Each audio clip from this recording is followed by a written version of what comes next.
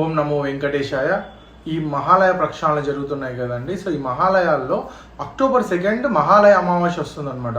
So ఈ మహాలయ అమావాస్య రోజు ఇప్పుడు చెప్పబోయే ఈ గొప్ప రెమెడీని ఒకసారి చేసి చూడండి. శివాలయంలో మీరు ఎన్నలేని మార్పుని చూస్తారు. అంటే ఇది ప్రతి ఒక్క రాసుల వాళ్ళు చేయొచ్చు. ఆర్థికంగా ఇబ్బంది ఫేస్ చేసేవాళ్ళు, హెల్త్ పరంగా ఇబ్బంది ఫేస్ చేసేవాళ్ళు, వివాహాల గురించి, సంతాన సాఫల్యం గురించి, మీకున్న ప్రతి ఒక్క సమస్యని ఆ రోజు మీరు స్వామివారికి చెప్పుకోండి. తప్పకుండా మీరు ఈ రెమెడీ వల్ల ఫలితం పొందుతారు.